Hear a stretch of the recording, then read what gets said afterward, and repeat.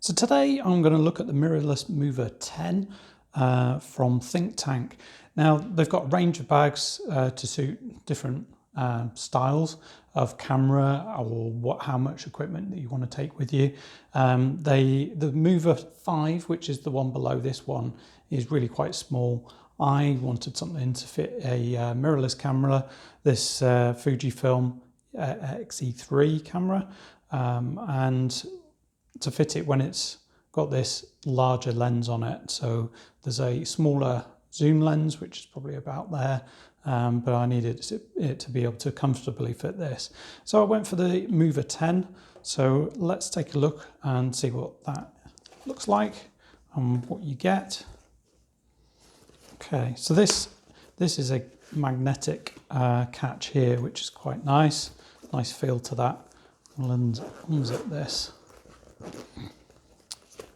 Now it does have this little compartment that you can pull out,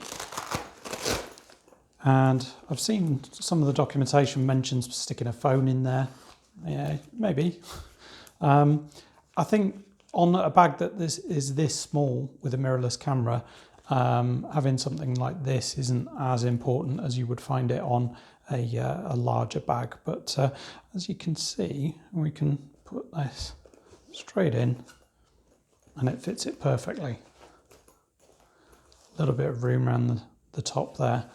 And compared to the super dry bag, which I reviewed a couple of weeks ago, now that is a bit taller. So you did get a bit more room, but I found the lip of this quite awkward for getting the camera in and out. It was always getting caught on the top, and it was also getting caught on the webbing inside.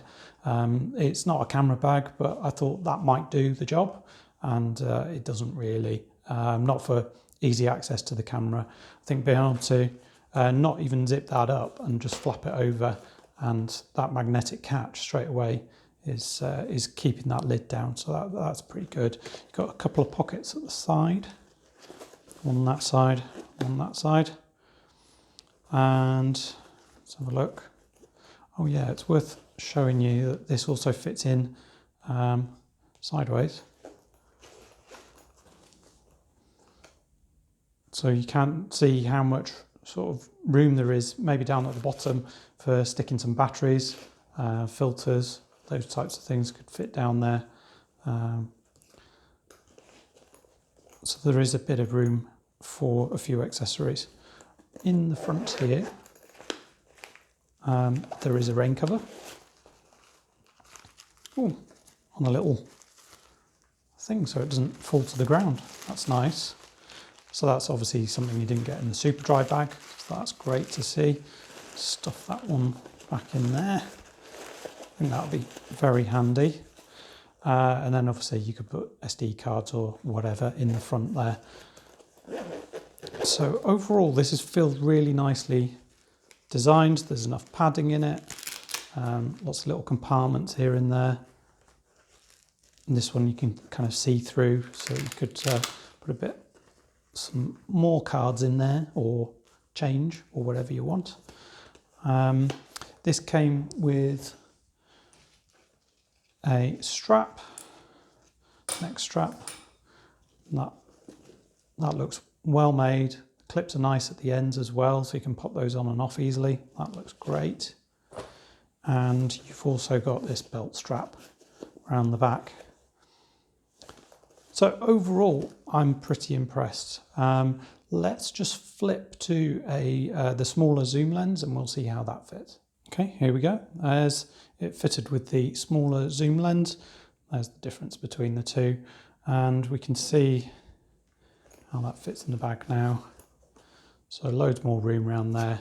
If we pop it straight down, how much extra room there is at the top. So depending on your requirements, this is a really nice bag if you don't want to carry tons of extra lenses around with you. You're just on a day trip out. You just want to take the camera with the either that smaller lens or the 18 to 55. It'll fit comfortably in there with a few little bits like batteries or extra SD cards or a few filters, but little else. But for me, this is the perfect bag. And I found this for £20 on Amazon in this colour. I think that's the pewter colour, which looks good. And it was a lot cheaper than I've seen it elsewhere. So watch for those price drops. I think that was a bit of a bargain there, and I can see that price going back up to around £34 very shortly. So thanks for watching. Let me know in the comments which bag you prefer and whether you like the look of this one.